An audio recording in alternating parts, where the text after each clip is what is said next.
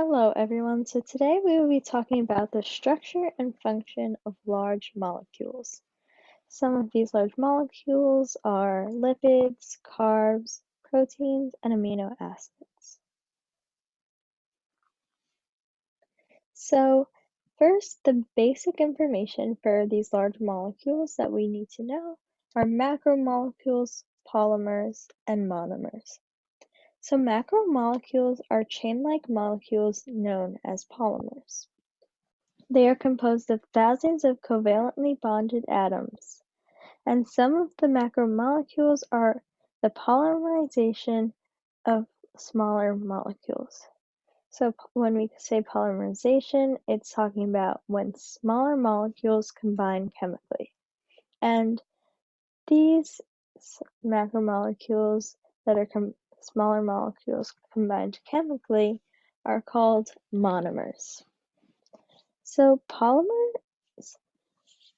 next we have polymers. A polymer is a large molecule consisting of multiple similar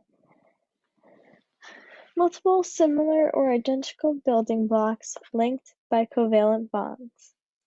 When a monomer connects to another monomer or a polymer, it's called a condensation reaction. Polymers, when taken apart, are called monomers. So that means that monomers build up polymers. So next we have monomers. Monomers form polymers when they are put together. So like we said before, when taking polymers apart, they're called monomers. And when we build up monomers, they're called polymers. So monomers bond to other identical monomers to form polymers. So to become a polymer, a monomer has to be identical to the other. Monomers create blocks for other molecules like proteins, starch, and more. So they create the building blocks to be put together so that they can create the larger polymers such as proteins, carbohydrates, lipids, and nucleic acids. We will be talking more about those polymers later. So next we have carbohydrates. So over here you can see a small diagram. If you see my pointer, you can see a small diagram of carbohydrates. So carbohydrates include sugars and polymers of sugars. Also, the simplest carbohydrates are monosaccharides and simple sugars. So those are just the simplest form of carbohydrates. Carbs are transferred into energy. So when you eat bread or pasta or any type of carb, when you digest it, it creates energy. So if you've ever been on a sports team, sometimes before a game or a big meet, sports teams have pasta parties so that when you eat all the pasta, it can then be transferred into energy so you're ready for the game. Carbohydrates are the most common and widespread organic substance in nature. So this is really important to be common because you need energy to get through the day, to run and be able to walk everywhere.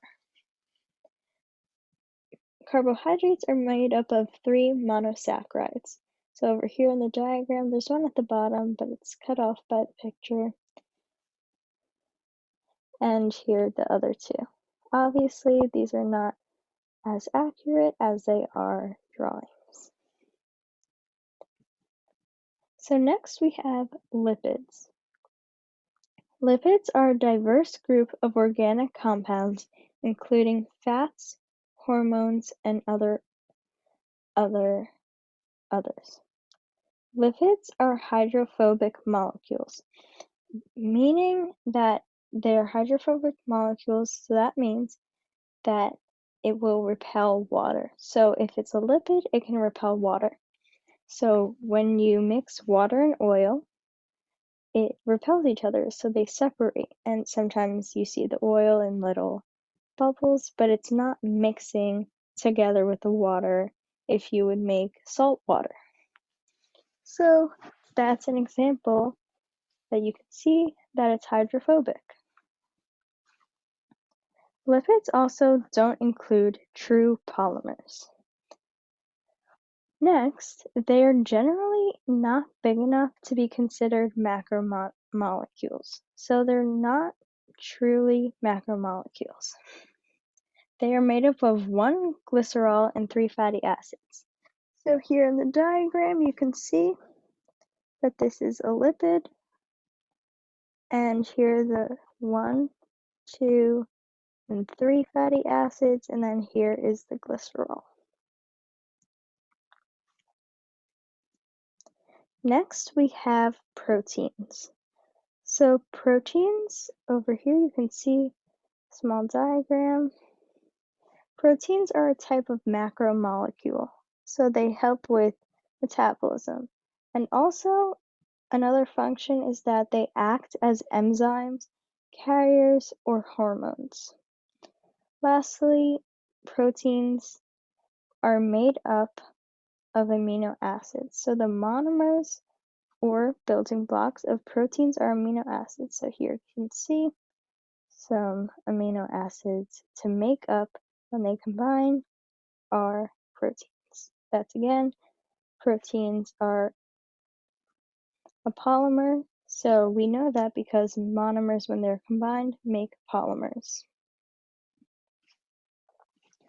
Lastly, we have nucleic acids. So here you can see a small diagram of nucleic acids. So nucleic acids store genetic information and function in gene expression. So that's one of the many functions.